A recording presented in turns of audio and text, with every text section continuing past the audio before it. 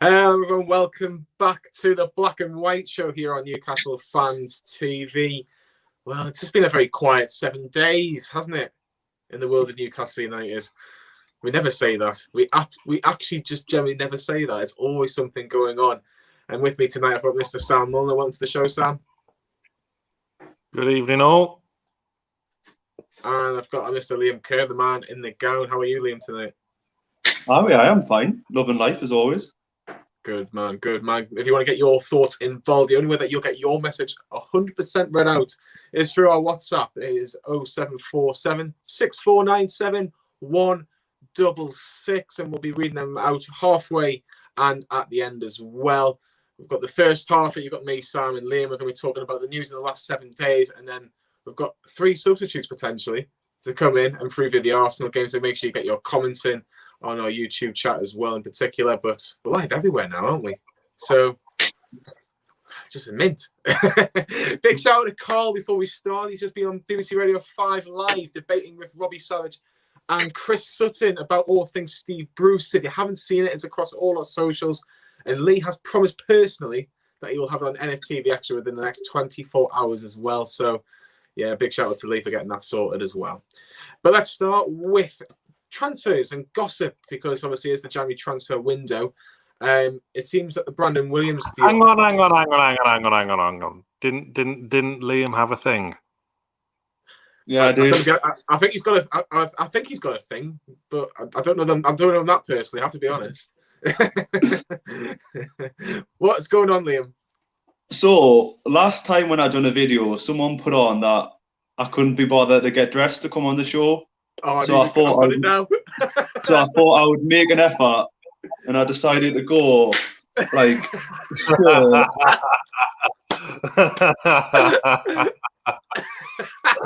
like go to the extreme. I've even got shoes on. Like, mind the mess, but like, there's my shoes. Nice. I feel severely underdressed now, Sam. I don't know about you. I mean, it's amazing how during lockdown he still managed to get his hands on a Primark suit. It's next, actually. Oh, someone is earning. Oh, yeah. Yeah. I'm glad you asked, though, because I was sweating with my dressing gown on.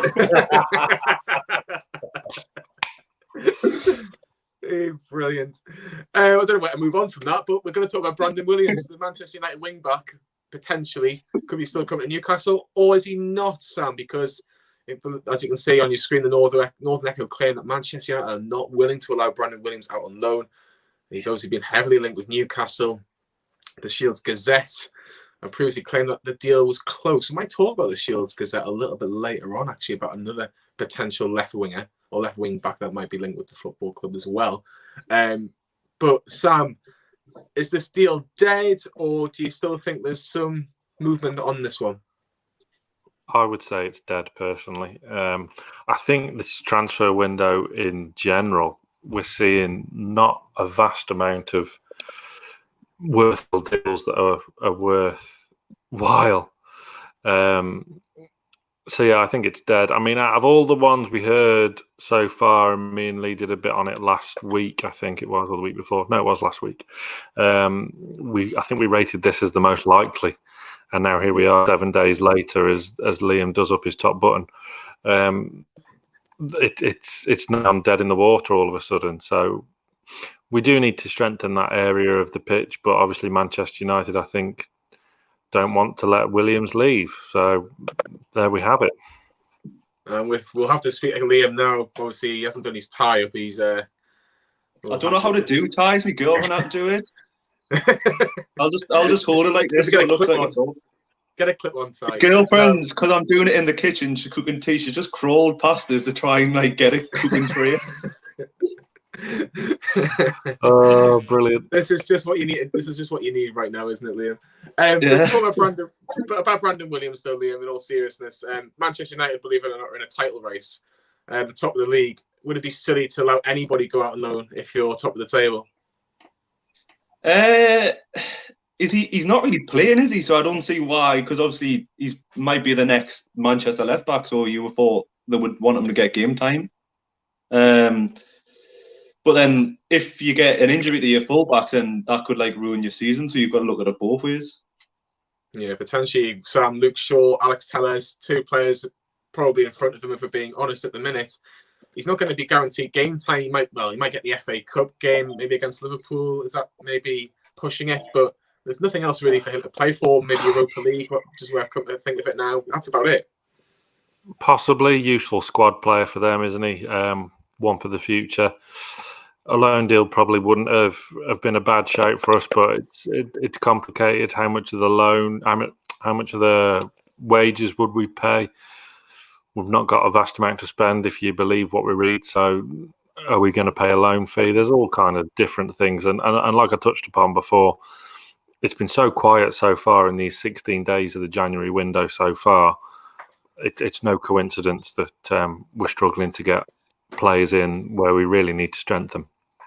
Yeah, I think like the biggest deal I've seen so far in this first 2 weeks was Robert Snodgrass moving from West Brom to West Ham. So that tells you how quiet it's been so far. But I think that will accelerate over the next couple of weeks. I think a lot of clubs, especially in the bottom, maybe teams that aren't even in a relegation battle, might do a bit of business if there's a bit of a chance maybe that they're getting dragged back into it, shall we say. But that's not the only potential left wing back. I know it's not really been mentioned too much, but Joshua Willems, the Shields Gazette kind of had an article, and Willems kind of tongue-in-cheek said, I don't think it's exactly true, Liam, that he's close to coming to Newcastle at all. He was linked heavily, but Willems is basically saying, I don't think it's going to happen. I think probably the hierarchy don't want a player that's slightly older and has got like the injury record he's going to have, because they're all looking after sell-on value. So it would be good to see him back, because I think he would probably help improve Lewis, who couldn't get any worse. But I don't think it's going to happen personally.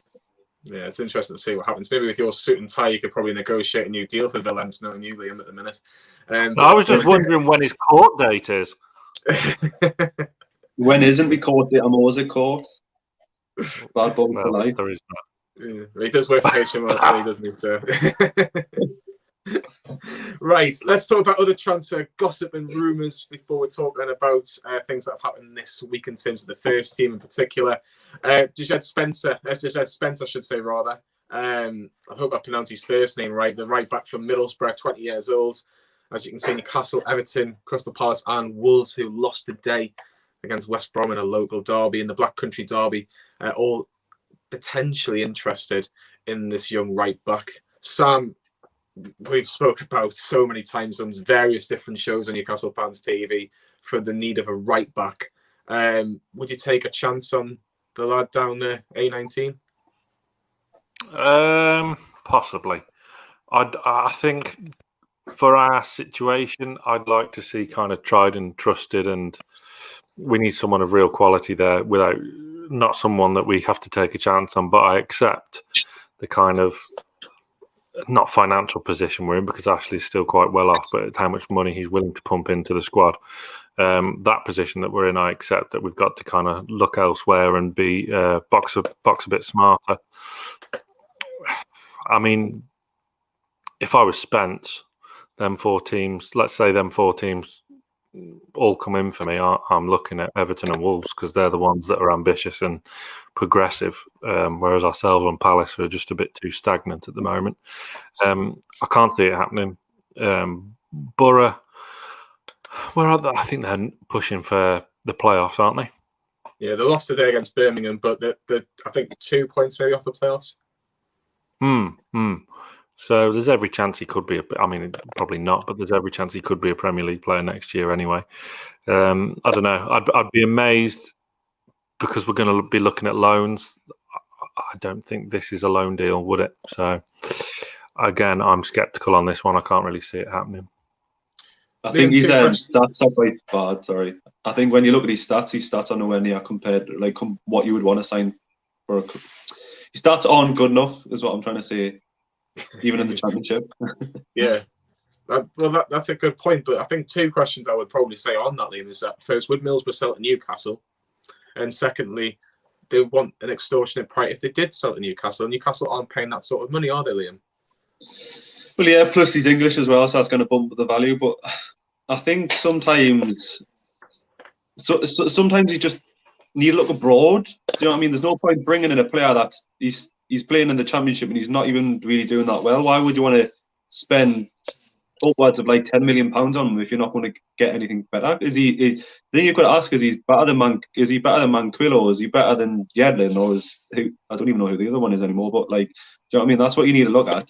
Obviously, he's got time to progress, but we need it now, not in a couple of years. Sorry. Yeah, we'll talk about the transfer gossips in a second. But if you want to get your message on the Black and White Show tonight, members, make sure the WhatsApp was on 07476 497166. That's the only way your message will be guaranteed to be read out by myself, and I'll get the lads to answer the questions as well. The next player that I've got is Lewis O'Brien, the midfielder from Huddersfield Town. Again, another Championship player, 22-year-old, who really, Sam, again, obviously you can see on the Yorkshire News report that Terriers have no desire to sell. Again, why would Huddersfield sell one of their young talents? And secondly, Newcastle are looking for maybe a more of a box-to-box midfielder. Do you think he really ticks the boxes for what Newcastle are looking for? Or do you think they'll be looking for some, no disrespect to the young lad, but somebody bigger than him? Yeah, copy and paste from Spence, really, isn't it? Huddersfield have done all right out of us signing Aaron's this past week, so I don't think they'll be wanting to weaken. He's a decent enough player, but I don't think he's quite up to our standard of what we're hoping to achieve. I say what we're hoping to achieve, what stay in the division all of a sudden. But yeah, again, I think it's similar to Spence. There's going to be a premium on his price. Is he worth it? Probably not. And we don't have any money to spend anyway, hence why I say copy and paste from the Spence rumour. Yeah, 100%. And again, Liam, while we're shopping for Championship players, should we be looking a bit higher than that? Or do you think there's still a couple of rare diamonds in the Championship? Oh, there's obviously very good players in the Championship, but the thing is, though, we need the players to be up to speed now. Like, there's no point signing a kid that's going to be good in a couple of years because we could be in the Championships as well and he could have left. So you need to get the right mix between experience and youth. Like, if you look at like Alan Saint-Maximin last season, what was he, 21, 22, and he wasn't great goal scoring wise or assisting wise straight out, but then he brought the best out of the players we had, and he would take. Obviously, the other team's defenders were scared of him, should I say? So that's the sort of player you need. You need a player that's going to just hit the ground running.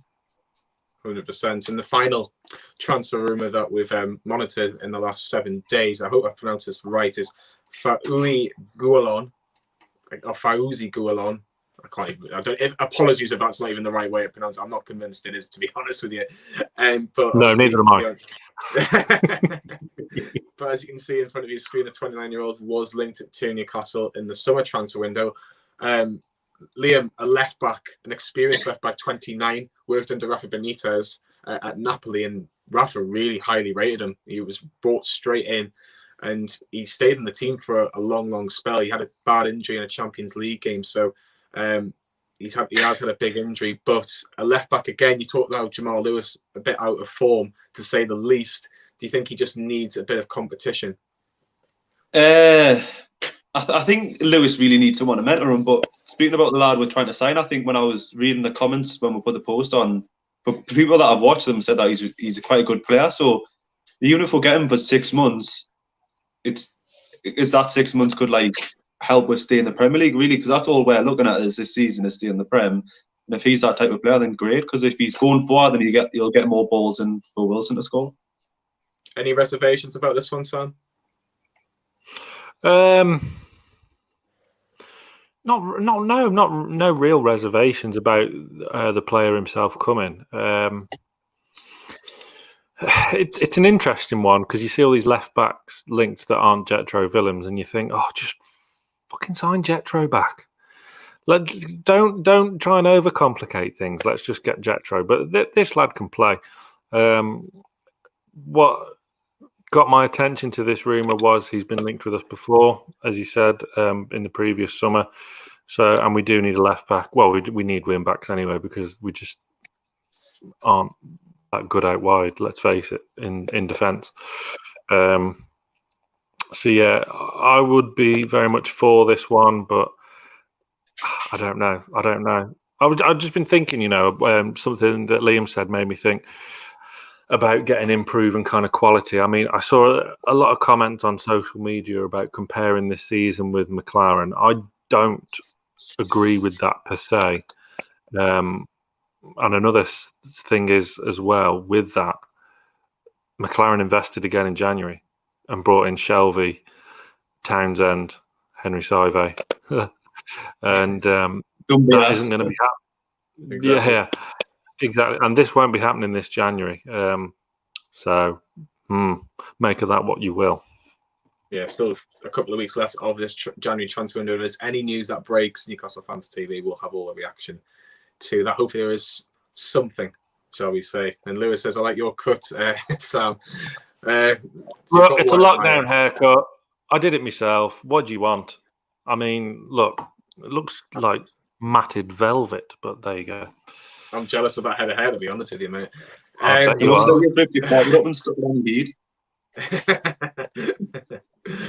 Moving on.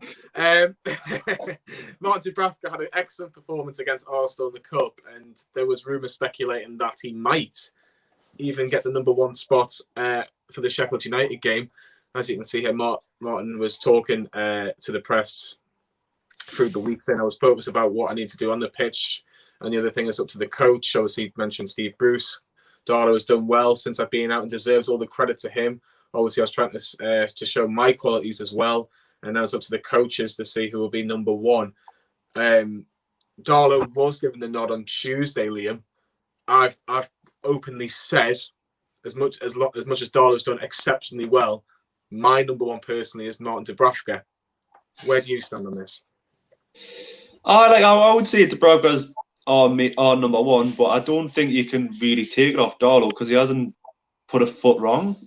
He's kept winning games like Dubravka would have kept winning games. Like, I think if we had a less quality of a goalkeeper, it would have been like a big issue, because I think everyone's problem at the start of the season was, Darla's in net. Like, he seems to drop the ball when he won the championship. We seem to drop the ball a lot. So I don't think you can take it off him until he makes a couple of mistakes.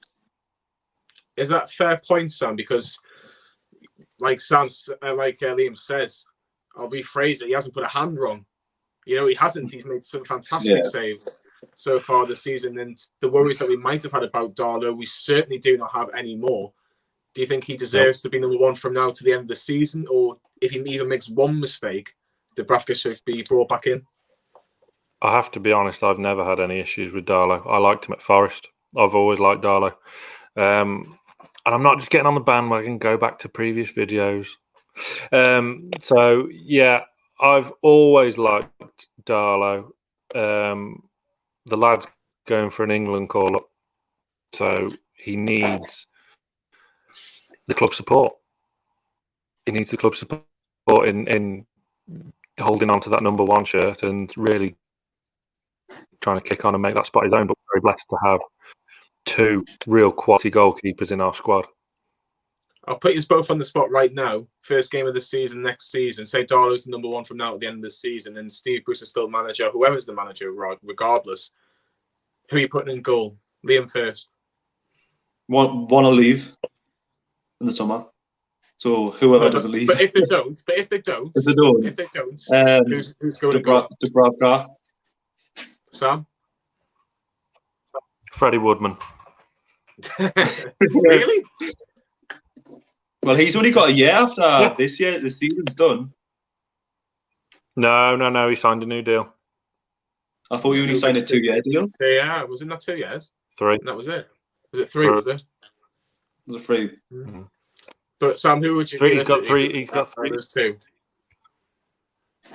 Woodman. Really? I'm not joking. I would give. Yeah, absolutely. Woodman's better than Dubravka and Darla. We don't know that yet, but I want to find out. Put them in goal, then. They're both in their 30s. Woodman could be the future. It's too often are we not giving these kids a chance? And and it's come back and bit us on the arse way too many times. So I would be, Woodman's cut his teeth now. You'd have had 2 good years playing first team football at Swansea, doing really, really well. Why not give him a go? Do you agree with Sam? Get your We're really comments blessed. in. We're really blessed for goalkeepers. We are very blessed. We are very blessed, and that's one position that we don't have to worry about. But it's 07476 497 166 if you agree with Sam, or do you agree with me and Liam on the goalkeeping situation? Richard Masters, he's a man that's always quite busy, in the Premier League in particular, the Premier League chief. Done a couple of interviews actually with Sky Sports, but what we're really focusing on is the letter from Liz Truss, the MP, who Newcastle Fans TV actually had the letter out more or less. The first ones had the letter out, so big kudos to ourselves. Just basically, Liam, just try. I don't know. What was he trying to explain? It was a long-winded affair, that 17-week takeover, and what did we get out of it in terms of the takeover? Do you think?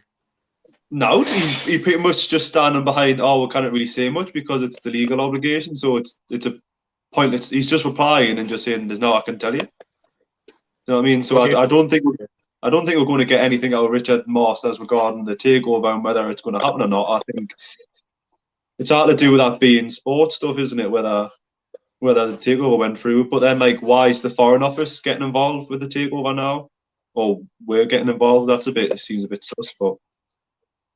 Yeah, it's always been, Sam, we've always assumed that Ashley is a willing seller. There's been no secret about that. We've always kind of known that. Do you think that this letter, the fact that everybody obviously knows about this letter now, do you think that gives any people that think this takeover is happening or still happening a glimmer of hope? Possibly. I mean, if it is, let it happen. I don't want to know about it until it is signed, sealed, delivered, and then it's out.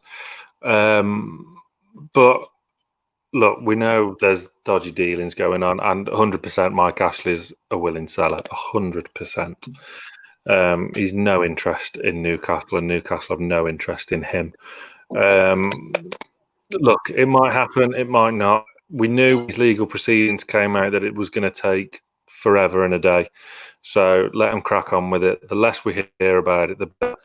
Our focus should be on the garbage shite on the pitch, unfortunately. But hopefully we get some good news in the future because we all want it so desperately. So let's wait and see. Yeah, I think that's just fingers crossed, essentially. Make sure that if anything happens, just let us know. But there's a lot of other, obviously, you've seen on other platforms that this is kind of their main talking point about this potential takeover. I don't think there's been a great deal of, not rougher word, but a great deal of facts going around. Really, it's just. I think it's just a lot of noise. There's no real honesty about what's going on at the minute, and until we get something a little bit more concrete, of journalists that actually we can trust a little bit more, then I think there's more to it than meets the eye. But I've not been really impressed by anything at the minute. I don't know about yourselves, lads. Liam, have you been impressed by anything that's been going on recently? I just don't see there's no point keep pushing it because I don't think it's ever going to happen again unless they go back in. Hasn't Ashley not took the Premier League or whoever to court? But I don't understand what that's going to achieve. It just seems like it's a lot of noise for no real end product because it's not like, if Ashley wins his court case, they're going to allow the takeover. The takeover is not even on the table from what I'm aware. So. Well, the Saudis aren't back on the table, Sam. That's why. That's the big thing. Unless the Saudis come back to the table, then your ears might twitch a little bit. But there's been no one has confirmed that. Who knows? Well, no one's dismissed it either. But who knows? Yeah. I don't want to know until there's a definitive yes or no, or there's a conclusion of this court case between Mike Ashley and the Premier League. That's all I'm interested in. But there's going to be a lot of noise between now and then. But just let him get on with it. And then, we'll move on. Richard Masters is going to be very busy, actually. The next few weeks is going to be very interesting with the Premier League because UK TV rights deal is due to begin. So, like Sky, BT, and maybe others are going to be battling for those rights. So that'll be very interesting to see how that pans out. We've got a few youngsters to talk about who have come back from their loan deals. back to Newcastle. Jake Turner is the first player. Obviously, got Tom. Obviously, you can see on the screen Tom Allen, Jack Young, and Jake Turner have all been recalled and joined the under-23s. We've seen a bit of Tom Allen from last year in particular, not much of Jack Young and Jake Turner, but Tom Allen obviously made the assist for that Joe Linton goal against Rochdale. People can remember that. It was memorable. But the three youngsters are going to go back to the under-23s. Sam, do you think these under-23 lads are actually going to get much game time with everything that's going on with the COVID restrictions? Because that seems to be neglected as the under-23s, because are they really classed as elite? I would only class the first team as elite. Yeah, I don't know, but there's a real sort of, from the outside looking in, what's Shearer doing as his loan coordinator? Because there's been lots of loan deals now that have been terminated early because kids aren't getting the game time that they should have been. Tom Allen in particular needs games. He needs the opportunity to impress. He needs the spotlight in, and a loan to like a League One team should have really helped. He should be a first team regular. So I don't know if they've all been called back. They certainly won't feature for the first team, let's face it. Tom Allen might get on the bench. The other two won't feature, barring a major injury crisis. So I don't know. It's a confusing one. I can only assume that, I don't know, that they want to maybe either keep them around the under-23s and hopefully their season can finish, or they're going to look elsewhere for loan deals. Liam, do you think any of these youngsters can maybe look at the likes of Elliot Anderson and go, well, if I play well and get noticed, I might be able to get into that first team squad? And obviously, Elliot Anderson came off the bench against Arsenal, so it proves that we are willing to take a chance on a few academy players if they're good enough. Yeah, I think that's all the academy players should be striving for, is like trying to get into the first team, and if they're definitely good enough, they should be playing regardless of how old they are. The Jake Turner one, I don't understand why we recalled him, because he had 13 games at Morecambe, I think. So it just seems a bit bizarre that we've recalled him. But hey, Shearer does what he wants, doesn't he? Or fails to do his job. So no. I think that could be a separate video, to be honest. Let's talk about pundits, in particular Talk Sports. Obviously, we mentioned at the top of the show that Carl was on 5 Live, and again, if you haven't watched that, please give it a watch, because he was absolutely brilliant. A real good debate with Robbie Savage and Chris Sutton.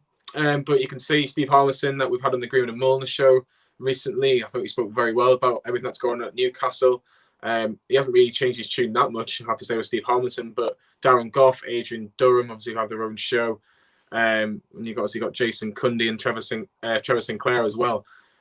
I think, Liam, the one thing is that a lot more pundits are kind of going, ooh, maybe these Newcastle fans might have been right about what's going on with the club at the minute, because who'd have thought it? Exactly, Sam. But 1 win in 8 up to that point, and obviously the Sheffield United game was just absolutely atrocious. Out of the League Cup, out of the FA Cup. It's the switch has finally came on. Yeah, the annoying thing is, though, like, they're all just made out to be idiots. Every time you're on one of them shows, they would just try and just talk over the top of you. So they're just baited with, really. Every time we went on a show, they baited with. I'm sick of them comparing Rafa and Bruce's play styles the same, because Roof's who's Roof? Because if you talk of the two different, if you talk about it, she's not called Roof, because she'll probably kick off. But if you look at they compared the play styles of Rafa and Steve Bruce, they might set up the same, but under Rafa we could pass a ball more than 5 yards without losing it. Under Steve Bruce, we can't even pass. How long is the longest bit of possession we had? Because even on Tuesday or whenever it was against Sheffield United, we were just kicking it long and then losing the ball, and they would come back and be like, well, what's the point of that? Like, try and play around and try and pass, but Bruce just hasn't got a clue. And I think the pundits are all up his arse, to be fair, because he's the one of his mates, but he's failed at every club he's been at.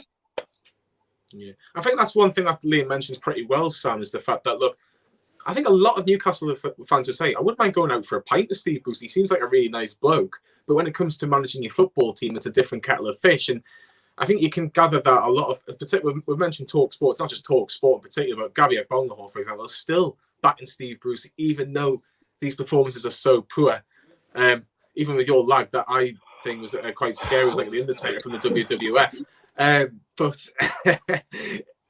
with everything that's going on with pundits, Sam, and, Adrian Durham, who's kind of been very, consistent with what he says. He still thinks that Steve Bruce should have done a bit more.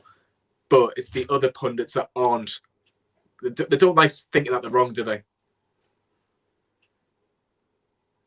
No, I mean, Gabriel Bonglahor is an absolute cretin, so I wouldn't take much notice about what he says anyway.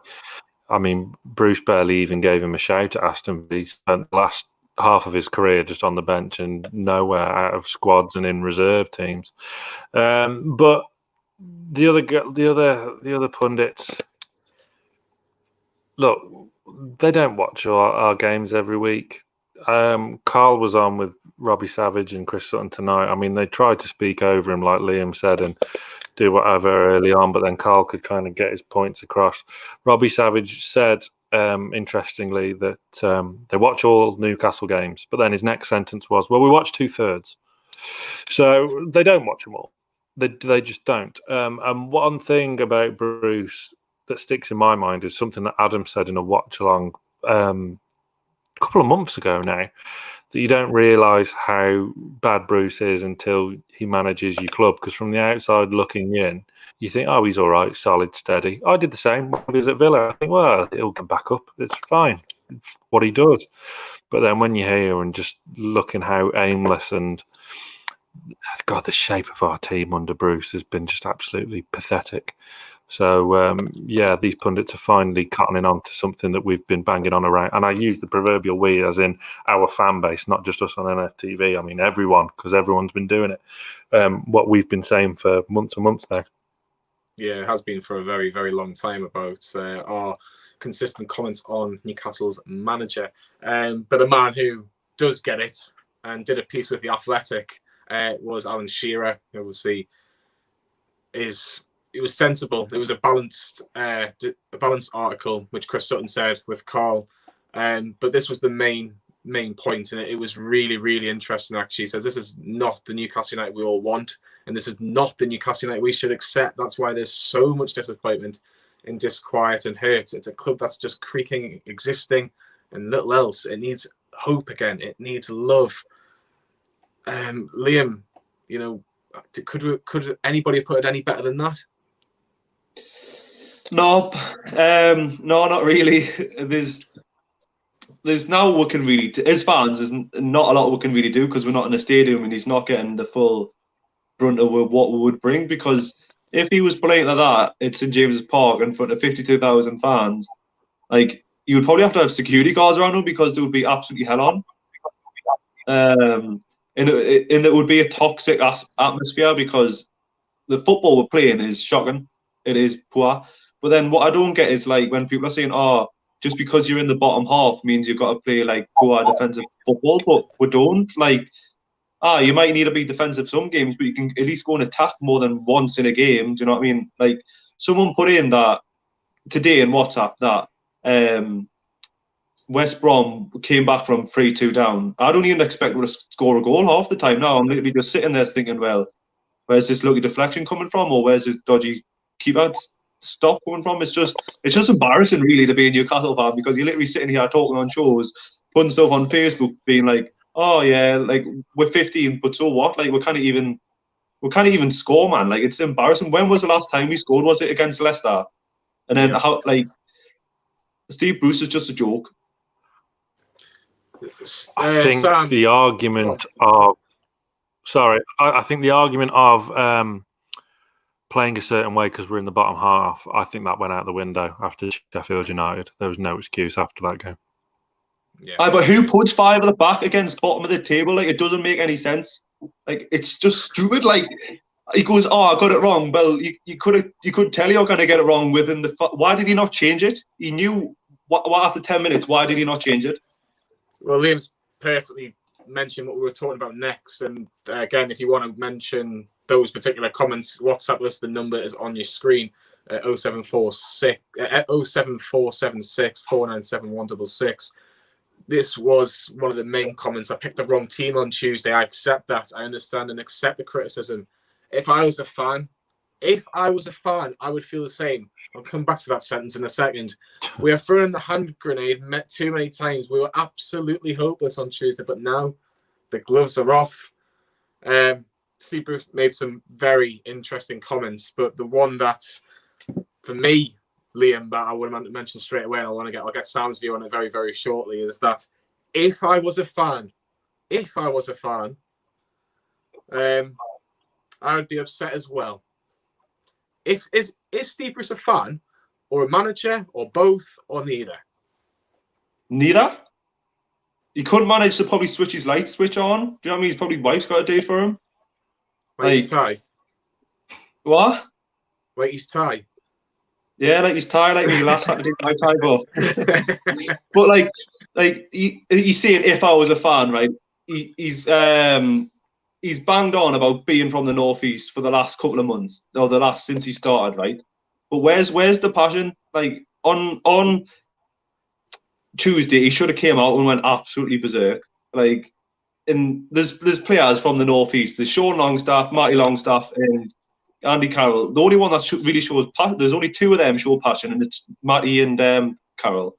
Like, if I was one of them, and like, it's not even passion about being from the northeast. It's like players' performances are poor. Like, why would then you not the next week want to improve? It just seems like, oh well, I'm poor this week, I'll be poor next week. There's no point. It just seems like there's no point trying from the players. It just seems like it's a big waste of time. Yeah, Sam.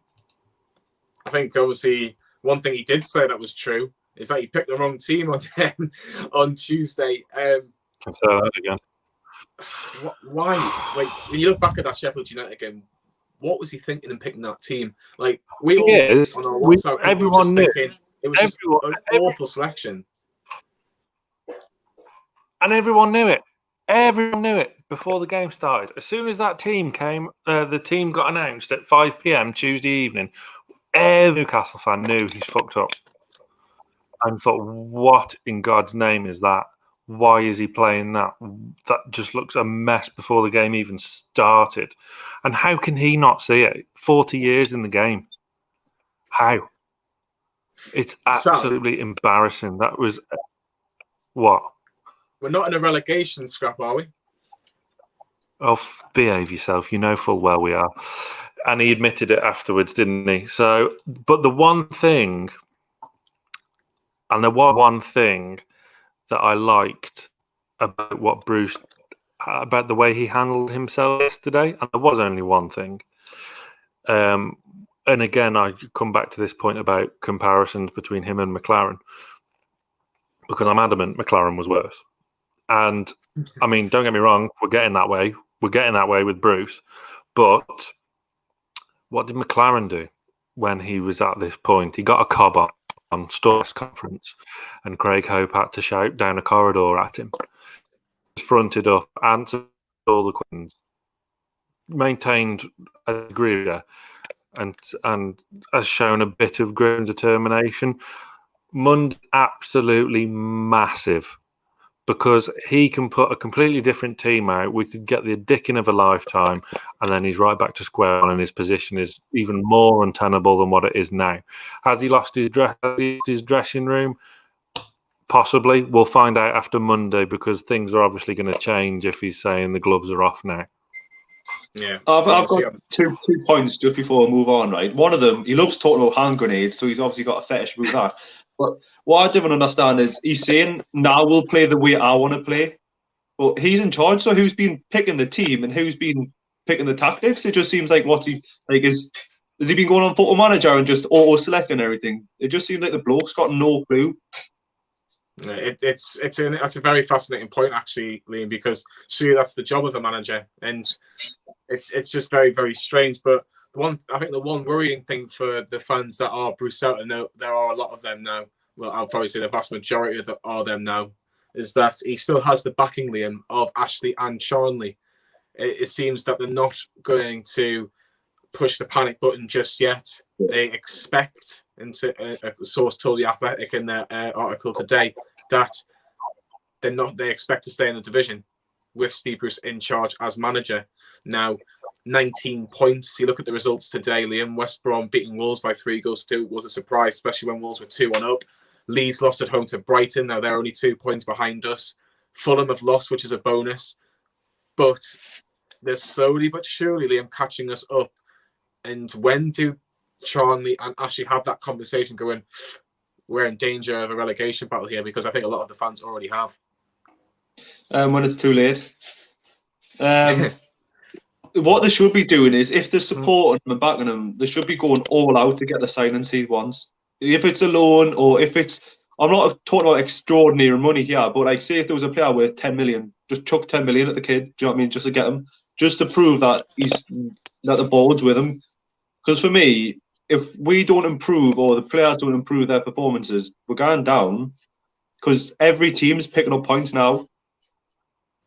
It's going to be a case of, they're only 2 points behind us. Well, actually, they're above us now. Burnley lost as well at West Ham, I forgot to mention, as well, which is a bonus, to say the least. But everybody's catching us up now, Sam. It's just a matter of if, not when. Yeah, and of course, teams will pick up points. It's always going to happen. You're not going to have teams relegated on, you're not going to have 3 teams relegated that are on like 15 points, are you? So that is going to happen. So it's in our own hands by a long, long way to pick up points. Monday night's huge because it's a big eye opener. How does Bruce address this game? What kind of team does he put out? What formation does he put out? This is going to be his way, apparently. So let's see. But it's going to be an interesting night, that's for sure. Yeah. Right, let's get those WhatsApps on the screen. I'll let Lee do that from behind the scenes. Let's see who's been getting in touch with us throughout the show. And thank you to everybody that has been so far today. And again, we mentioned that we have got all the post-match videos sorted for the Arsenal game on Monday evening. Let's start from the very bottom. We've got Matt in Australia. Is that right? Yeah, Matt in Australia. Well, we have done the treble this season, out of the cups, and lost to a club with the lowest points tally in the Premier League to history. Very disappointing. Ryan Fraser, Liam. He hasn't really played a lot of football for Newcastle. He was very disappointing, to say the least. That's an understatement against Sheffield United with the 2 yellow cards. But will we miss him for the game against Arsenal on Monday night? I don't think he was fit against Sheffield United. So we are missing players. Obviously, I think ideally ASM and Fraser are going to be the ones that are starting on the wing when they're fully fit. Miggy and Joe Linton are going to get anywhere near that team. So I think we'll miss him because he works a lot and obviously he knows how Callum Wilson plays. So it's going to be an interesting one on Monday night, like. Oh, 100%. And the lads have got the preview for that straight after this with the Black and White show. Make sure you stay tuned for that. Sam, Jonathan says, not me personally, but a different Jonathan, says that Bruce's comments this week were a total embarrassment. It's just proof that what we've known all along. He's out of his depth managing this club in the Premier League. He is unable to take on board any type of criticism. Do you agree with what Jonathan's saying? Some bits I do, absolutely. Some bits I don't. He did take the criticism. I don't think he enjoyed taking the criticism. Like I touched on before, there's a lot of differences between him and Steve McLaren, who, let's face it, along with John Carver, are the worst managers we've had in the Premier League era. Bruce is out of his depth, quite possibly. I mean, he really shouldn't be, having been in the game so long. But it's scary how players have regressed, and just scary how bad, how poor we look, considering he's tried to use the tactics of the previous manager last season, and just it's out of his depth. He's got to go, and everyone needs a fresh start. I think it's time. There comes a time in every manager's career where football evolves and they've got left behind. And this is Bruce's time, unfortunately. He's finished, I think. Another message saying, hi lads, hope Joe is playing on Monday. We need the 3 points. If that's Joe Linton, Liam, do you agree? Because I don't. No, if Joe Linton plays, then it's just going to be a waste of time. I know you get to stick all the time, but I think he needs to be out the firing line for a little bit. He runs a lot, though, doesn't he? Well, jogs a lot. Mickey runs a lot. That's another message from yourself, I think. We've got another message here. Since it looks like Gale is not starting in Newcastle lineup anytime soon and his contract is running out, I think we should do a swap deal and bring in Josh King or Timu Pukki from Norwich City. Who would you prefer, Sam, out of those two, if you were going to do a swap deal with Dwight Gale?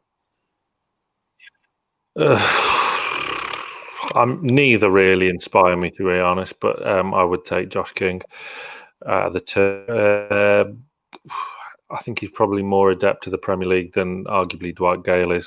He's going to be prolific in the Championship, but takes the odd goal really well. I do like the lad, don't get me wrong, but I don't know. Do you renew his contract? It's a tricky one because you kind of really want to get on and get some real quality and strength and depth in that squad. And is Gale the man for that? I'm not sure, but he should have had more opportunities than what he has had this season. We'll do two more and then let the lads do the others later on in the show. Who do you think should we get as manager when Bruce gets the boot? Just one word answer on these ones, lads. I'll go Steven Gerrard. Well, that's 2 words, but one name. Who would you go for quickly? Liam, we'll start with you. Eddie Howe. And Sam? Scott Parker. Interesting to see who do you agree? Get your comments in. And the last one, Johnny, what's more impressive? Sam's new haircut or Liam's Oxfam suit? It's not from Oxfam. Adam, that is absolutely brilliant. That's an absolute blinder. I'll go for the suit because Liam has made an effort. All charity shops are available. Yes, so the lads are going to be back. What do you mean made an effort? I'm wearing a lovely Racing UK fleece, which was free. I'll have you know, actually, but still, it's a nice fleece. And underneath, I am actually, Hugo Boss. So Yeah, Sam's getting ready to do his farming for the morning. Yeah. Anyway, a big thanks to Sam and to Liam, but we are going to have a quick break, and then you've got substitutions. All 3 of us are going. You're going to have 3 new members in. I can't remember who it was, so it's going to be a surprise to me and to you. But they're going to be previewing the Arsenal game and get your comments in. Who do you think should start? Should ASM be involved? And who plays in that back 4 or 5? That's all to come on the Black and White Show.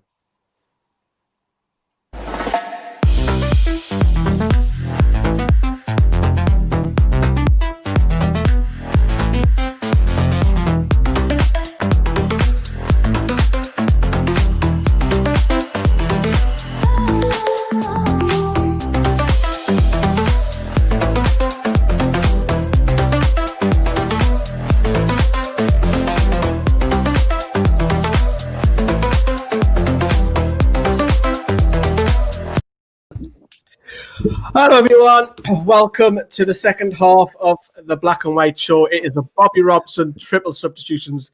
I felt the show was lagging a little bit and we needed the triple substitutions to go and get the 3 points. So here we are. Bobby has made the changes. I'm taking over for the second half. I'm joined by superstar Carl. How are you, Carl? I'm good, mate. How are you? Yeah, I've listened to your backfiring against Robbie Savage, which you can see on NFT Extra in the next 24 hours. So stay tuned, head over to the second channel if you haven't seen it. And which country are you in tonight, Brandon? Amsterdam. I'm in the country of the Netherlands, in Amsterdam at the moment. So he's back in Holland. He lives in Alkmaar, but he's now just another city. He's a bit of a traveller. But we are discussing the game on Monday night. It's against Arsenal, who we played very, very recently. But before we crack on and talk about that as well, what we'll do is we'll have a look at your WhatsApp because obviously there is quite a few that are coming through. So I'll just literally screen share this in a second. But Carl, can you tell us a little bit more about the conversation, what people can look forward to on NFTV Extra tomorrow? Yeah, definitely. Essentially, they put out a tweet talking about asking for a proper debate, which everyone, I think, just assumed that they were trying to get a bit of a rise out of people. So I said to you guys, I said, shall I ring in? And I thought, yeah, let's just do it. Didn't think I was going to get through and had a chat with the producer and they said they'll call me back if they want to get me on and called me back straight away and went from there. But basically, I just tried to get my point across about them not watching games, especially Robbie. And he shut me down straight away. He was like, I do watch games. Twice he said that. And then, as I think Sam said previously, or Johnny said previously, that he then backtracked on himself and said, we watch 2/3 of the games. And I was just getting my point across, how we all feel about Steve Bruce in terms of how he's setting up. But I said to him, I went back to him, I said, regardless of what your respect towards him is, or regardless of what your affiliation, and you saying that you watch the games, but that makes me skeptical because you both played at the highest level, and you can't honestly believe that the way we're playing at the moment is going to keep us in the Premier League.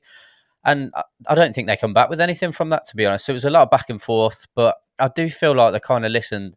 I know probably a lot of Newcastle fans will probably feel that I should have been more assertive, but I don't know. I thought I'd come across okay. We'll see how it goes. No, I thought was great goal. I would agree. I listened to. I wanted to shout and swear, but I couldn't.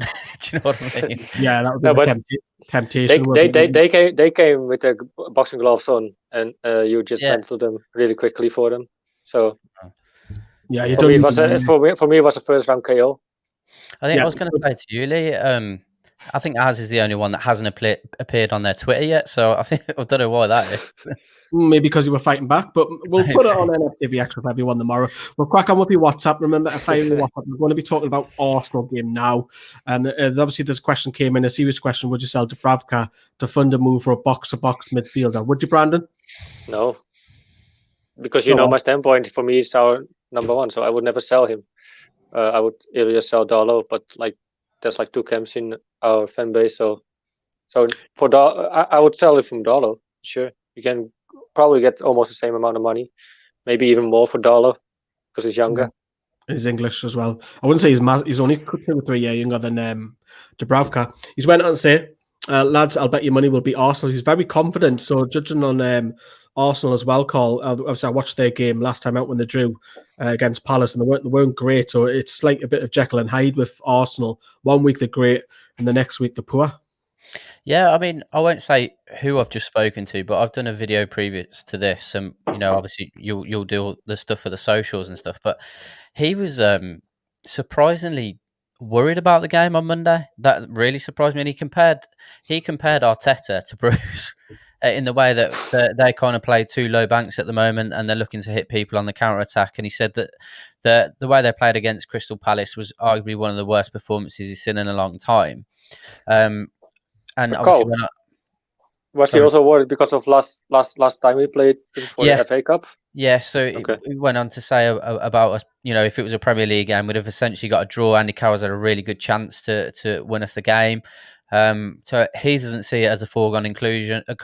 He thinks that Newcastle could potentially get a result, or it could be a board draw. Me personally, I am worried about it. I think we're going to get beat personally. But looking back on last game, should we play Carroll again? I would do though. Yeah, I think I would. The way the problems that he caused, I personally probably would play him. Yeah, he put himself about, which is it reminded me of the old Andy Carroll in his early 20s. Next one has come through. Ooh, this is a long one. Blimmin' hell. Jesus. Oh, right. Break it down. This last week, I've cast my mind back to the 5-1 Sunderland game. I remember thinking Sunderland were the most one-dimensional team I had seen, even before the Brambles red card, constantly hitting it long to get Darren Bent in behind. This is us now. I love Wilson, as he is great, and he's been great, and he's not great with him back to goal for long periods. He can move up the flanks and win throw-ins, etc., and gets us up the pitch. We were really organised at times deep with Rafa, but Rondon could hold the ball up with Perez, etc., getting up the pitch. The tactics were awful with Bruce, especially with Max. He's the only one who can hold the ball up long enough for the others to get up the pitch. He says he will change, but I don't think he has the ability to get us organised across the pitch. With Rafa, I never saw our centre-backs exposed and isolated in situations. He made the centre-backs look better than what they actually are. Even with Bruce's tactics, so many of the men behind the ball, centre-backs look exposed. Fantastic long comment, so thank you very much for that for Unknown. Brandon, what's your thoughts on that? Is he right? Well, most of it, I would say. I do agree on the Rondon and Jose Perez comment. I'm just thinking, I was just thinking after a while, because such a long text, like when he was talking about Jose Perez, I just had to think about Miggy Almiron. Like, who's better? And would we switch them with Leicester, for example, or sell Perez is Miggy better than Almiron, and try. isn't He isn't? He's not. You don't think so? No, I think Perez is better than Almiron. Oh, yeah. Perez gets a Yeah, goal. Yeah, that's what I mean. If Perez was in this team, though, I think he would suffer massively, though. Under Bruce, Together with ASM and Wilson. But it's too defensive, man.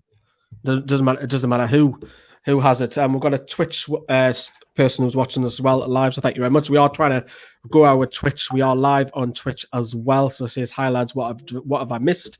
You missed the past week's news, and we're all talking for the next 20-25 minutes about the preview. The lads have overrun, but hey, that's to your benefit, because you get us for longer. We were planning to just have an hour show, but I think that's going to go well over because we haven't even talked about the game properly yet.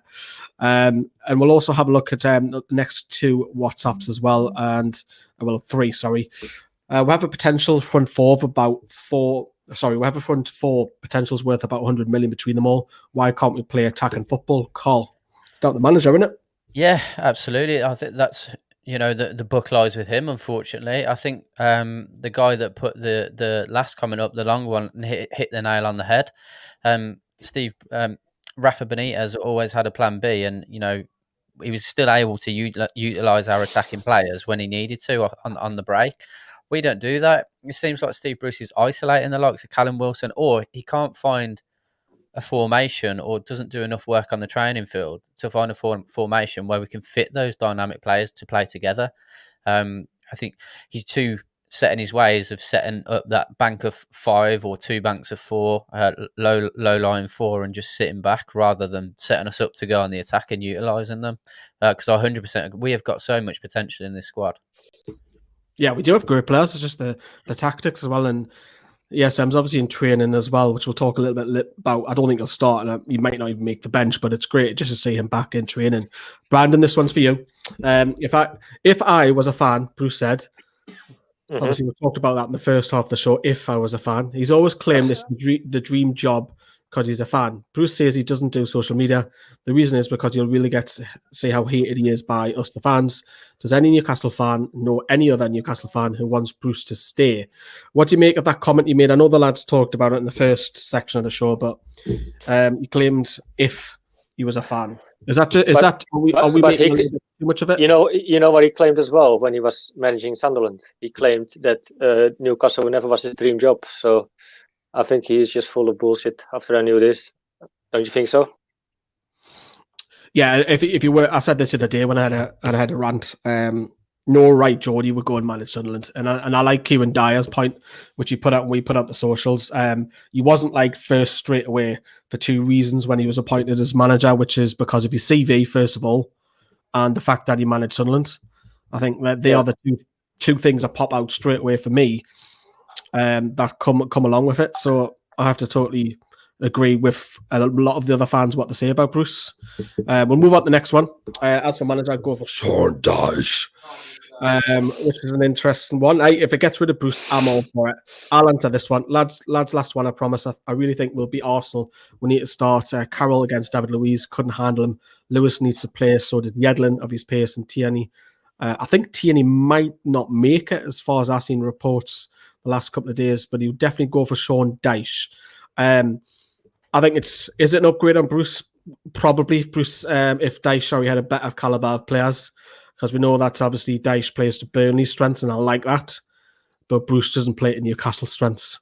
Whereas Dyche, you might call him old school dinosaur football, what have you, but at least he plays to his team's strengths, whereas we didn't.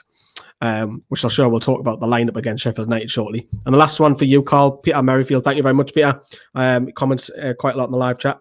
Why is Steve Bruce at the club can Mike Ashley not see what we can see? Yeah, in a nutshell, I don't think he pays that much attention to what's actually going on in the games. He's just seeing where we are in the Premier League. So in terms of results, he's just paying attention to where we are currently. As soon as we start getting, we know we're in a relegation battle, but as soon as he sees it mathematically on paper, then I think he'll start to make decisions. But by then, I really fear it's going to be too late. Yeah. I think what will help in the short term, we'll get a couple of loans in. And I heard, again, the lads, what they're saying in the first half, if Liam said this, if they're going to back him, then go and back him in the transfer window if that is the case. Which was still, there's no anything in the pipeline unless it's done out the blue at the minute for any loans coming in. I know Jetro Williams. Go on, Brandon, say it then. No comment. But seriously though, like, shouldn't we be hoping we were in a worse position on the table though, not the points, but on the table for Mike Ashley to spend some cash, like when he is getting worried to not getting the Premier League money again when he's for next season. I know what you're saying. Like, it's a weird thing to feel, isn't it? It's stupid to think, want us to not get any results so we can force Bruce out. Yeah, but and as well, that's probably maybe forcing him to get some to put some money on the table. Maybe. Well, if we're panicked, I mean, he did it a couple of years ago. He took out a loan out to get Miguel Mir onto the club, so who knows? But would you maybe think Mike Ashley, Lee Charlie, whatever, would consider selling Miggy though? Because there's some interest, isn't it? I think if it reinvested, I think they would. If he wasn't like if Bruce was fully behind him selling him, and then another player came in, the money was backed again, then I could see a bigger name type of player be sold. Yeah, I could say that. I don't think it'll happen, but I could say it definitely. I don't think Bruce needs him that much though. Otherwise, he would play him more often, isn't it? Miggy's getting a lot of stick, and I've given him stick this week as well because he's not delivering in the final third. But it's also that you got to look at the manager as well. The tactics are so deep, which you can see the lineup now in front of you. This is the lineup that Steve Bruce embarrassingly went with against Sheffield United, who were bottom of the team. We've talked about it all week. 5 at the back. What does he go with, Carl, on Monday? Does he stick with it? Because obviously he's come out, I wouldn't say firing in his press conference, but he's not so much bit back. He's trying to defend himself, and he kind of for the first time for a long time, he said, "I'm going to do it my way." What does that mean? First of all, if he's doing it my way, has it never been his way in the first place?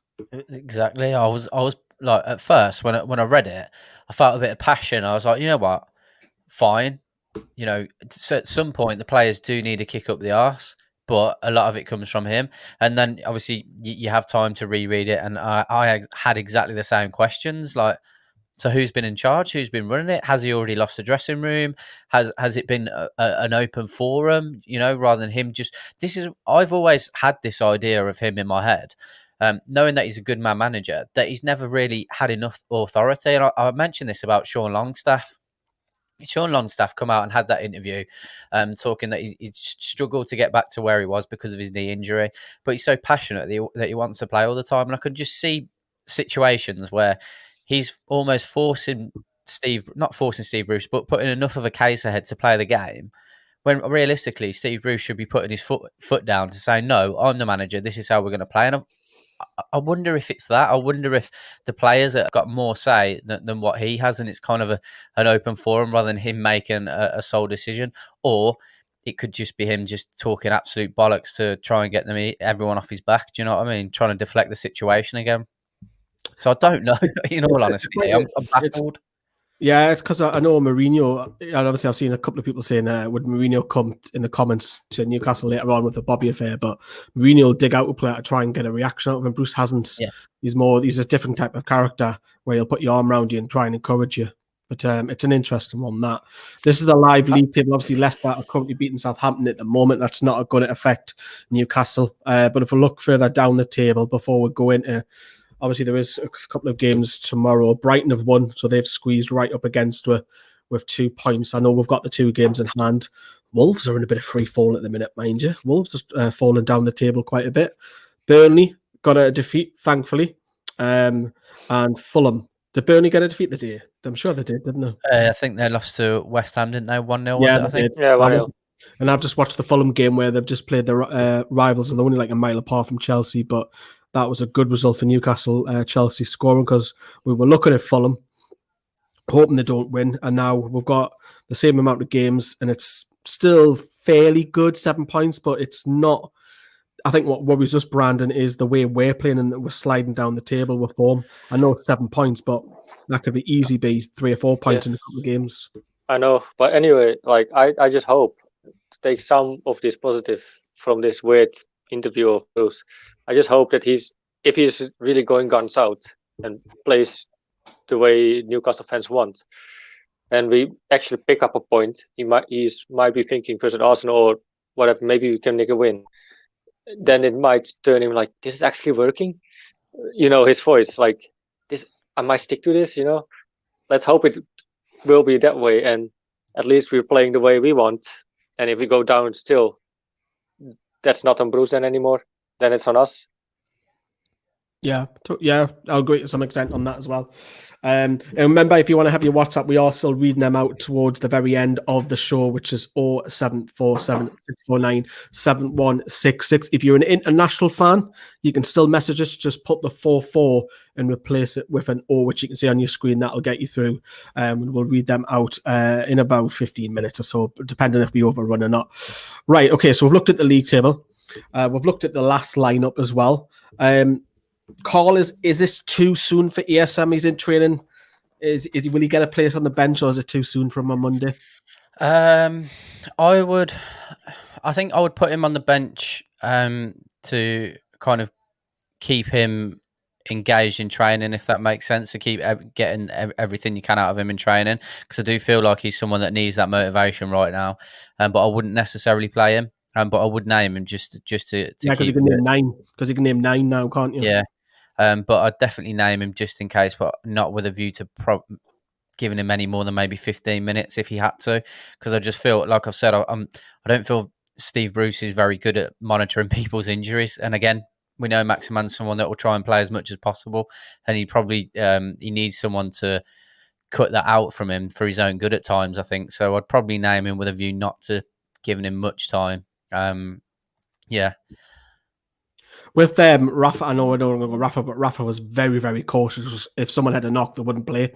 Rafa was super safe. So, Brandon, if you look at Newcastle's lineup, then what would you like to see personally yourself? First of all, the formation and personnel. Mm-hmm.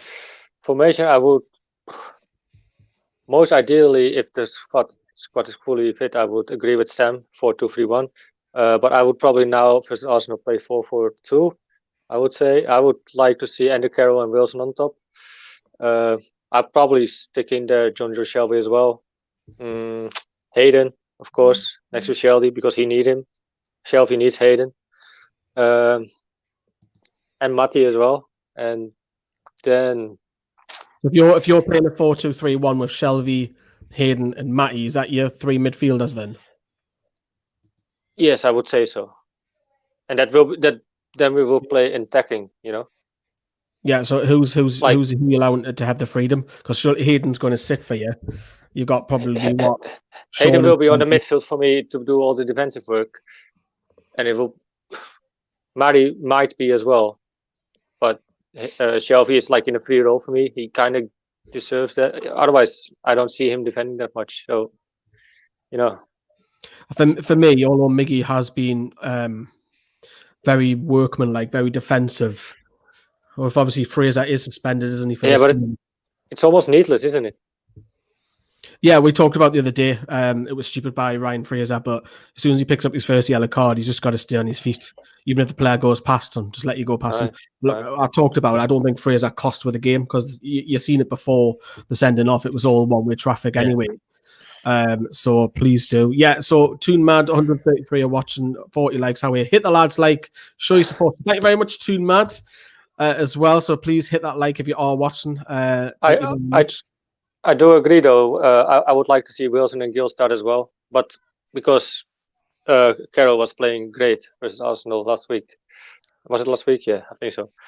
I would start him against Arsenal, see what he can bring from the table, but otherwise I would probably pick Gill over Andy Carroll. I don't know about you lots, but Carl, what's your thoughts on the lineup? What would you like to say? It's one of them. I almost like. Does John Joe Shelby deserve to come back in? I wouldn't say he deserves to, but I want him in there because I feel like we're lacking a bit of creativity, and I appreciate he can be very, just waltzing along, but he still can pull out those moments of magic, and I think we're missing that. We've got nothing in the midfield other than Isaac Hayden working his bollocks off to make up for the rest of the mistakes going on around him in the midfield. Sean Longstaff's not in form, but then saying that Matty Longstaff, Isaac Hayden or Matty Longstaff. If not, then I do want to see Shelby in the side. I do. What about Jacob Murphy then? Brandon, would you like to see him given a run out? I'm not a big fan of the Jacob Murphy, mate. To be fair, I don't know. It's just not it. I prefer, instead of Jacob Murphy, see Elias Anderson. So with Fraser out, is it Almiron for you then? One more time. So if you're going 4-3-2-1, you've got obviously Matty, you've got who you said Shelby and Hayden. Who's the attacking midfield out with those? I would say Matty and I would say Shelby. It's a difficult one. I would say mostly Matty. I thought you were going to say Joe Linton there. I was going to say, please don't say Joe. Joe Linton is not even in my start or not even on the bench with me. Like, would both of you gone for Carroll and Wilson up top? Yeah, I think I would. Like, it's not just the last game against Arsenal. He's always caused them a problem. Always, every time he's played against them, he's always caused them a problem. Tottenham, for example. Yeah, and I'd just like him to, if he can put in half the performance he did in the FA Cup, fantastic. And I just feel it's going to benefit Callum Wilson a lot more. You've got Andy putting pressure on David Luiz, being able to bring it down on his chest, and we all know, like, Wilson is so underrated in terms of the runs that he makes. I know he's not been scoring goals, but if he's got someone to play off, he can be unplayable. Yeah, so we've had a look at Newcastle squad. Let's take a look at Arsenal's as well. Obviously, we'll go into the game which we played against them not so long ago, the back end of last week, which we'll have a look at a couple of stuff in from that game. We'll take a lot of positives from it. But the same question I really ask every week when we do these previews is who's the ones that we're going to be looking out for, Brandon, from the Arsenal squad off the top of your head? Give me a second, mate. Can you ask that question to Carl? I just put my phone in charger because it's running out. Yeah, no worries, Carl. Sorry. So in terms of who we've always got to be looking out for, Aubameyang. I know he's not had his greatest season, but he's still Aubameyang. You know, he's still got bags of potential. He's still unbelievably fast.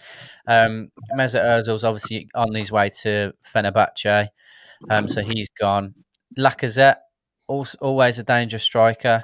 That Ceballos is a decent midfielder as well. So those three. And who was the lad that scored against us? Right, Smith Rowe. Yeah, like he should be included in that squad. If I'm Arteta, I'm putting him in the squad because he's a decent player. Yeah. You don't rate William, Carl? I rated him massively when he was at Chelsea. I thought it was a great signing for Arsenal when they signed him, but it just seems like he's got a wage packet and he's not been the player that he was. Like seasons ago, I thought he was one of the best players in the Premier League. Yeah. He's not that now. I like this lad. I've got big admiration for Saka. Obviously, not the affiliation because he is actually a Newcastle supporter. His dad drilled it into him. But London lad, I think he's a talented lad. I think he'd play left back, go further up top. He's still really young as well. I think he's probably one I would point out if he does start as well. Martinelli's a great player, but he has obviously got injured in the warm-up as well. They do have some talented individuals as well in there. Thomas Partey, will he start? Because he's one that Arsenal fans have been hoping to have that bit of bite in midfield, Brandon. Do you see him starting Monday? I don't know. I think he probably plays how he played us last time for the FA Cup. So I'll be completely honest. I forgot he even played for them. I've only just looked on the screen. Like, has he played much this season? Because he was brilliant when he was at Atletico. Yeah, he was. Obviously, they've got the release clause in there. So yeah, you can always do the puns party and all that, spoiler party, what have you, the headlines and with videos on Monday nights. This is how we're lined up against Arsenal.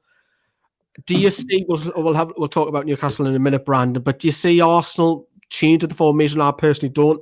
They always play 4-2-3-1. Maybe just the personnel will change. Yeah, you think so? I think they will probably play the same way. That's what, like I just said. I think they won't change that much. Do you think so? Let me see. Okay. Johnny's got no Thomas, no Partey. And I've just missed his comment there. He'll get his quote as well, says Johnny. And Kevin Scott's just said, "Oh my God, you've just shown us how we'll line up against Arsenal." Laugh out loud, yeah. Thank you very much, Kevin, for your membership. Brandon is going to do a membership video, I think, very shortly as well. Yeah, tomorrow. Oh, yeah. Today was snowing in the Netherlands, so the snow's from my house, so I'm happy now, so I can clear off. And then if we look at that lineup, then look at Newcastle. It cannot be 5. It cannot, lads. He's come out in the press conference, which kind of hints to me that, look, I've took a lot of stick. I think he's surprised by this stick as well, and the performance by his own players on Tuesday has probably surprised him. Although we knew we've been playing like that all season, but I think that would be it'll be like the Titanic was sinking if he plays 5 at the back. Surely, Carl. I do agree. If this was at the start of this, not even, if we weren't where we were, we didn't feel like the wheels had already come off, I wouldn't mind playing 5 against someone like Arsenal. Do you know what I mean? Like, I'd expect to line up with 5 against the likes of City and stuff like that. But the way Arsenal are at the moment and what we've got to go out and do, no, I'd be absolutely infuriated again because, like I've said previously now, if we're in a relegation battle, I'd rather us go out fighting rather than, because for me we're in a free fall personally, and I think we have to change it up and we have to go out on the front foot. Yeah. When's your skin, Brandon? Lee, I'm just telling you now. If Bruce has the balls again to play 5 in the back, it's over. Any fucking Newcastle fan would accept that after his interview. Press conference. I know you're dodging the question, Brandon, but the viewers are desperate to know, when is your skinny dipping video coming? I'm just told you tomorrow. I'm going to shoot it tomorrow with Milos, and then Milos is not going to do his skinny dipping. Just me. just hide your little maggot. Just hide your pecker when you're jumping in the water. So if you want in the pub, if you have a drink, you can have a watch if you want. You see this little. No, Tari, I don't want to be there, Tari. So if you do want to see Brandon jump in some water tomorrow, how do I become a member? You'll see the join button underneath. If you click the first 2 options, the basic $1.99 or the $4. He's watching on YouTube though.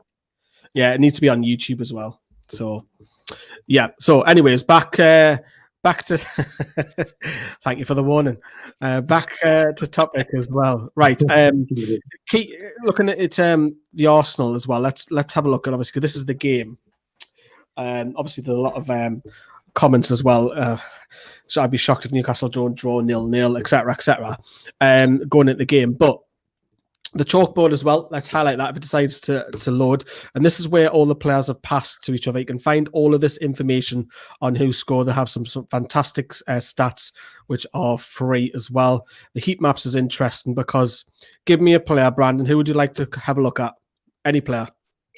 From the last Arsenal game? Yeah. Carroll. Say Carroll because he was all over. No. Wait, give me a sec. Look at Andy Carroll's heat map there. Give me Joelinton. Give me Joelinton. I'm going to take them all away because actually I didn't even know you had to do that. Right, Joelinton's heat map. There you go. Barely touched the ball. Wow. Look at Andy Carroll's. Look at Andy Carroll's work rate. Look at that. The blue is a lot more. He's everywhere. Yeah. Or go for Hayden. It's an interesting one, I think. Isaac Hayden's heat map. Interestingly, a lot of it on the right-hand side. He was sweeping up. That's interesting. Who was playing on the left for them? It was that young lad, that Smith Rowe. He come on as a sub, didn't he, later on? Oh, of course he did, yeah. So, yeah, Smith Rowe, but have a look at his heat map. He's a little bit all over the place when he came on as well, so he's everywhere as well. I'm just interested to see as well, Jetlin. How did he do in the game? Jetlin, yeah, he's on the right side. Just because obviously Liam bangs on about it, we've got to have a look at Miggy, haven't we? Surely. Miguel Muran, he runs a lot, so I'm expecting to be everywhere. He runs a lot. He is everywhere. Yeah, not so much. Maybe he could have done a bit more. But what's interesting, I want to look at Paul Dummett because obviously he doesn't get forward enough, but there's actually a couple of the very defensive here in there, but he did get further forward. I think that's probably because we had to later on in the game. But remember, the Arsenal game was probably our best, I know it sounds stupid saying that, but our best performance with Liverpool for the past 2 months, to be honest with you. West from Ham that, as well. you see, like the majority of the defenders there, double the amount of touches than the midfielders, mate. Like it's ridiculous. I know. I just think though our best game was the West Ham game, the first game. Yeah, it was, and that seems like ages ago, didn't it? Back in But September. can we also agree that looking at Almiron's heat map, we can surely say that Liam isn't right and he doesn't run that much. I was surprised at that. I thought there'd be more. To be fair, To be honest with you, I thought you would be a lot more than that as well. How many games do you think Bruce got left before he gets sacked? I think I've always said, and I said it ages ago, I think it'll be after the transfer window. So yeah, I think it really boils down now to what's going on around us. Like our form's probably the worst in the Premier League, and it's like Bruce is saved at the moment by the results going on around us and Darla. For me, So it will be too late, in my opinion. I just want to ask is because there's obviously been some on social media about Elliot Anderson. Is this a game where it's too much on the stakes for chuck him in, or do you think, you know what, we're doing it with Matty? Why not give him a start? Fraser's out suspended. Start, I wouldn't say, but we'll definitely put him on 60th minute. See how the game develops. I'm again, like I said, you know, I'm up for absolutely anything. I'm not against anything anymore. It's refreshing, isn't it? Yeah. I would. I'll start Elliot Anderson because Arsenal. Would you bring him in later?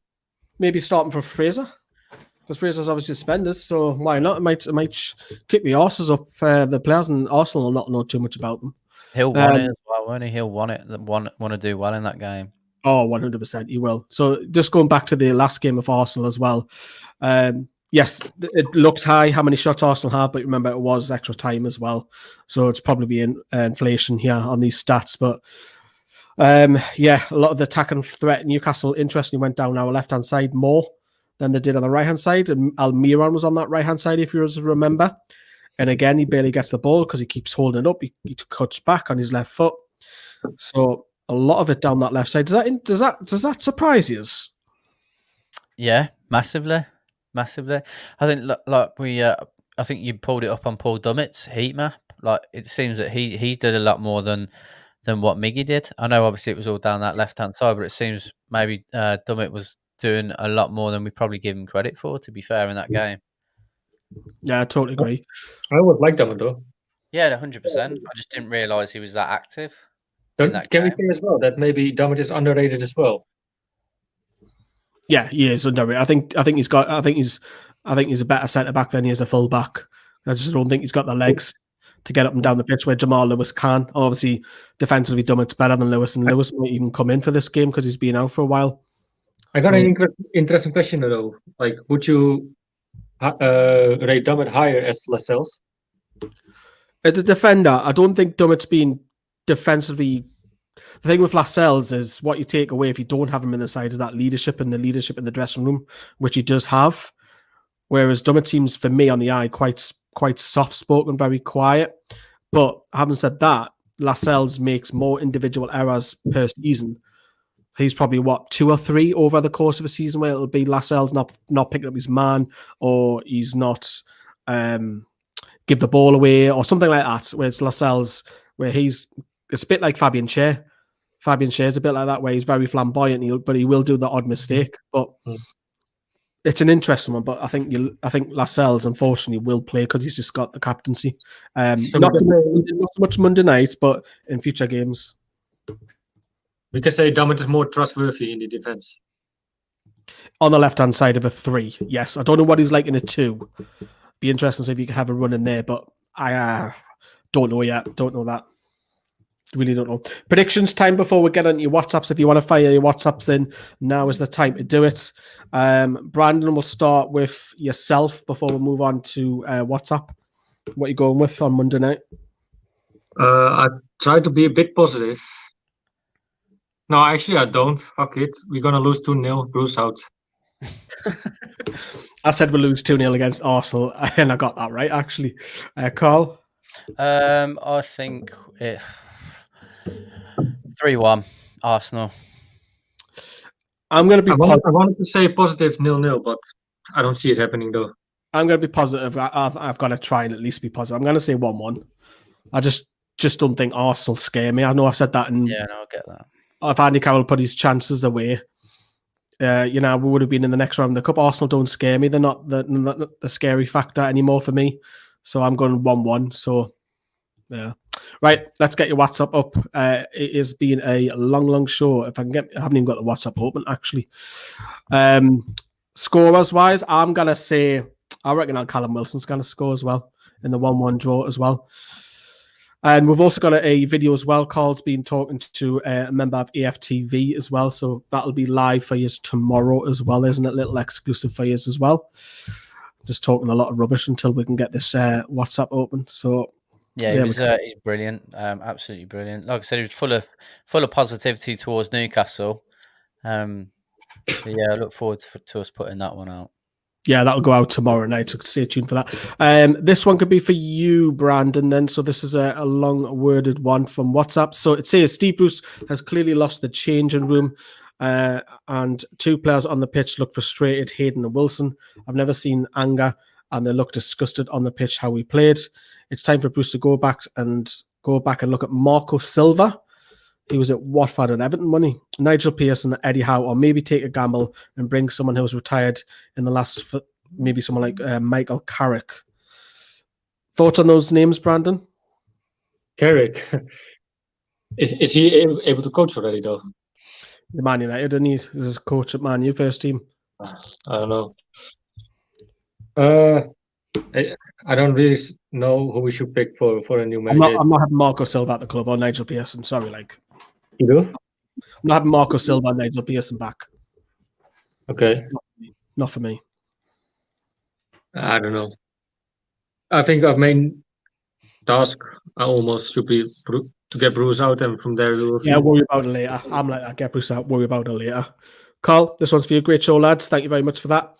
Not looking forward to Monday night. No matter what Bruce says, he cannot run Newcastle right. If he had any love for the club, he would walk away. 100%. I keep saying this. I said it to Robbie Savage. I said, if he, and I said it on there. He's not regardless of where he's from. It doesn't matter. He's Man United through and through. And if he had the adoration that he claims that he's got for this club, he'd realise that he's not good for the club, and he'd walk. But we know he's not going to do that. He's not going to walk away from a paycheck, and that says everything. To be fair, I've said to them, he's got no loyalty in terms of he's bounced from club to club. But we're the unlucky ones where he is, but he's going to be loyal to the club. So, and on that note, though, Carl, I agree totally. If he's not a fan, we cannot blame him for walking away from a paycheck. So if he was a fan, he could decline it. But that clearly shows if he doesn't walk away from it, he's not a fan. Pay him the compo. Pay him it. Yeah. Pay him it. If it means no transfers that come in, so be it. I'll answer this one. Hi, lads. Do you think we'll go down? You can't say you're staying up unless of the three really bad teams, which I don't think there is. I don't think we'll go down. I think there is some really bad teams. I know West Brom have won, but I think we'll just do enough. I think Bruce will scrape 2 or 3 more wins, a few draws, and stay up. But he's not the right man for the job for me. Unknown says this one can go back to you, Brandon. Why? What gets me is Bruce can't see we should be playing a 4-2-3-1 and Miggy should play in his natural position. Yeah, but I would love to see how Miggy would play in that position, because he never really he never did he?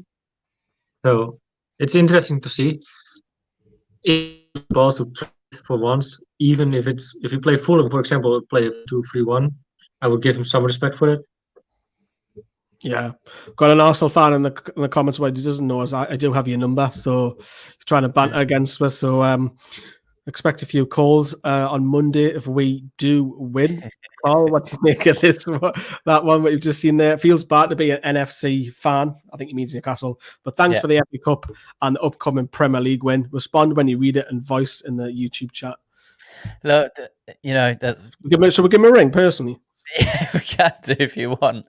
But I understand where he's coming from at the end of the day. He seems like someone that is, he's watched how we play. And if I was an Arsenal fan, I'd be feeling the same personally. But yeah, give him a ring, mate. Let's get him on. If we win, I hope you do. Come on.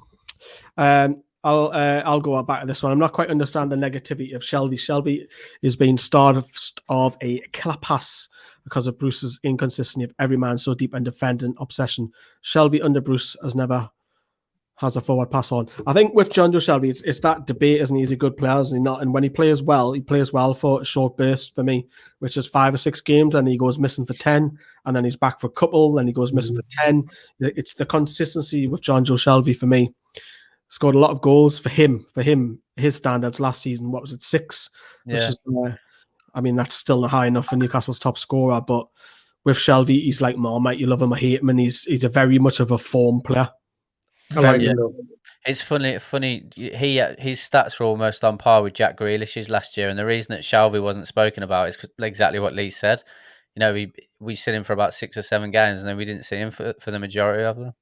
Yeah. When he's good, he's really good. Peter, we've kind of answered your question already. Would you start Elliot Anderson on Monday? Why not? Why not chuck him in the deep end? Arsenal will not know much about him. And the next one says, apparently my mate just told me that Andy Delight from Montpellier coming in on Friday. Do you know much about him, Brandon? Who? Who is it? No, I take that as a no then. Move on. Right, next one, Carl. Hi, lads. Would you take us dropping to 18th in the league and Bruce gets sacked? Or stay 15th and Bruce stays? I think if you mean what I think you might mean if we get relegated. If it was for us to be 18th now to put the pressure on for Ashley to sack him like right now, yes, because we've got enough time to turn it around. Is my answer. But would it take us getting relegated to get rid of him? I think I might get relegated. Surely you don't want to see your club relegated. No, I don't want to see us relegated, but you know when it's been such a toxic environment that you know it would almost force Ashley's hand to do something, if that makes sense. What worries me is that Bruce is a championship manager, and so you probably stick true. with him. Brandon, random question before we move on to the last one is: would you take the FA Cup trophy for a relegation? No, I would. I don't. I've never seen a trophy lifted, and for Newcastle to do, even if it's a Wigan, for us to win the FA Cup and get relegated, I think I would take that, you know. But I'm biased, you know, because if we're playing championship, I cannot really watch too many games from the Netherlands, so that's why I'm, you know. Sorry, I'll find you a link. Don't worry. What kind of link? Okay, I got you. And then the last one is, Carl, I'll come to you for this one. Who do you think will be our ideal manager and who do you think should start? We've kind of already answered who it should start, but who do you think is the ideal manager? Steven Gerrard for me, mate. Steven Gerrard, I think he's Why young. Because he just wouldn't take any shit. Like, he demands authority. He's young enough to see how the game's progressed. And what he's doing, he's had money to spend at Rangers, and you know it is always a 2-horse race between Rangers and Celtic. But I just feel like he's just one of those blokes that he's done so much in the game. The younger lads would look up to him massively, and a lot of the senior lads would also still have that respect for him. I just think he could really command the dressing room. I expect him to go on and do brilliant things. It's not realistic to think that we'd get him, but right now, I think at that sort of level, with him being a new manager as well, I think he'd be a brilliant appointment. What about Les Ferdinand? Yeah, I love you, Les. I love you, Les. Don't make me cry on YouTube again, Les. I don't know. He's more business side of the football nowadays, isn't he? He's more of a football director, isn't he? That director of football sort of thing. So yeah, I think he will definitely do a better job than Bruce does. I think anyone does. I even think he understands the game a lot more than Bruce does.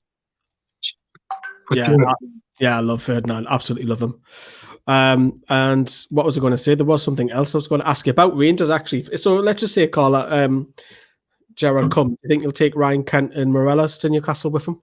Morelos, I'd do what I would drive and start a GoFundMe, whatever we needed to do to get Morelos on the bus with Steven Gerrard, and I'll happily go and pick them both up. No worries. We'll rent the Bentley between us, do whatever we need to go and pick those up. Lee's like, yeah, we ain't got the money to do that, but YouTube money, it's all ad revenue just coming off. We need a few more subscribers and views, but yeah, I would, especially Morelos and Ryan Kent. I think Brand will be up for that because he's just travelled to Slovakia and back. I think you go over to France, drive to France, come over the tunnel, drive all the way up to Newcastle, and we'll go to Glasgow Rangers. Why not? But Why yeah, not? definitely, mate. Thank I'd you. snap the arm off to take both of those, 100%. Yeah, spot on. Right. Thank you very much for watching. It's been a long show, over an hour and a half. We had the first half. If you haven't seen that, you can rewind it and go back and watch our past 7 days, talking about transfer rumours, Steve Bruce's strange comments. And of course, we've talked about the Arsenal preview as well. Tomorrow, we are live again with one of the members of AFTV, with Carl. So stay tuned for that. And you'll also see Carl also again tomorrow. You can't get enough of them. You'll see Carl with his back chat with Robbie Savage. So that'll be on NFTV Extra. Hit that bell so you can get the notification. And then on Monday, all the fun begins. I think, Carl, you've got to start the stream off a little bit earlier than usual because I'm stuck at work, but I'll be joining you probably 15:15. Can I have one small note for the members who all subscribe to our channel? Like paying subscription, tomorrow or latest, if it needs some editing, on Monday you will get the video you're all hoping for. Sorry, they can't say no. They won't say that when you're jumping naked, so you're fine. Don't worry. It's not naked. It's not nakedly. Skinny is. Also, this 1080p, What? by the way. It's looking Okay, nice. Lee, you go watch back on the Federation show. I said skinny dipping, but rightly after I said That's what skinny dipping is. It's naked. That's what you do. You jump in the river. You just gone crazy. Jump off a tree. Jump in the river.